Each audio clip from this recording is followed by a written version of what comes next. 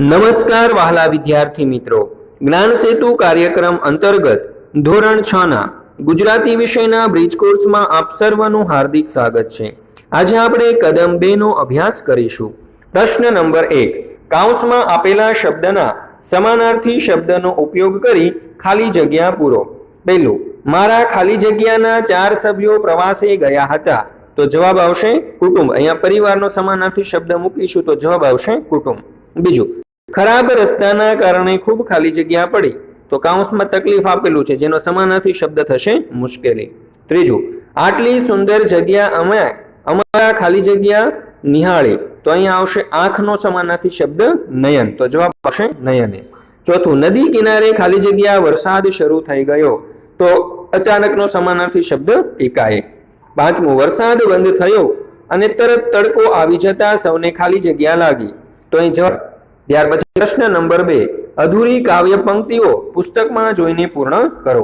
દરિયો તારું દિલ વિશાળું, વૃક્ષો તારી વાત, મેઘધનુષ્યના રંગોમાં તું રમી રહ્યો રળિયાત, તું તરણાનો તારણહાર, ઝરણાનો તું નાદ, ફૂલ ફૂલની રંગ સુગંધે તારી છે સોગાત। પ્રશ્ન નંબર 3, પ્રશ્નોના જવાબ આપો। પહેલું, કવિએ પર્વત તારા પહોળા ખભા એવું શાથી કહ્યું હશે? ઉત્તર, કવિ પર્વતમાં ઈશ્વરના ખભાના દર્શન કરે છે, તેથી કવિએ પર્વત તારા પહોળા ખભા એવું કહ્યું હશે। બીજું, મેઘધનુષ્યના રંગો કેટલા રંગો હોય છે, કયા કયા? ઉત્તર, મેઘધનુષ્યમાં 7 રંગો હોય છે, જાંબલી, રાતો, પીળો, નારંગી, લીલો, નીલો અને વાદળી, એટલે કે જાનીવાલી પીનારા। ત્યાર પછી આપણે જોઈએ ત્રીજો સવાલ, કાવ્યમાંથી પ્રાસયુક્ત શબ્દની જોડી શોધીને લખો। તો તમરા એટલે કે ભમરા, સુર એટલે દૂર, કહે। પ્રશ્ન નંબર 4, ચિત્ર જોઈને તેના વિશે 5 વાક્ય લખો।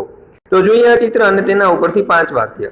આ ચિત્ર બગીચાનું છે, બગીચામાં સુંદર વૃક્ષો છે, 2 બાળકો વૃક્ષોને પાણી પીવડાવી રહ્યા છે, બગીચામાં ફૂલ છોડ દેખાઈ રહ્યા છે, બગીચો સ્વચ્છ દેખાઈ રહ્યો છે। પ્રશ્ન નંબર 5, ખાલી જગ્યા પૂરો। પહેલું, પ્રથમ નંબર આવતા શ્રેયાને સૌએ શાબાશી આપી। બીજું, સિંહ શિકારની શોધમાં હતો। ત્રીજું, હંસ સરોવરમાં વિહરી રહ્યા છે। ચોથું, જન્મદિવસ આપણા માટે વિશેષ છે। પાંચમું, વેપારી નુકસાનનો વેપાર ન કરે। ત્યાર પછી પ્રશ્ન નંબર 6, ખોટા શબ્દને છેકી નાખો। પહેલું, મુમતાજ પ્રથમ નંબરે ખાલી જગ્યા થઈ, તો જવાબ આવશે પાસ, પાશ ઉપર છેકો। બીજું, પ્રાર્થના ગવડાવનારનો શૂર કે સૂર કર્ણપ્રિય છે, તો જવાબ આવશે શૂર ઉપર છેકો। વકીલ માટે કેસ લડવો મહત્વનો હોય છે, તો કેસ ઉપર છેકો।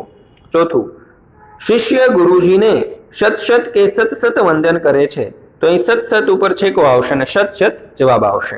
પાંચમું, સાંભળનાર સૌને વાર્તાનો સાર સમજાઈ ગયો, સાર ઉપર ખોટું આવશે એટલે કે છેકો।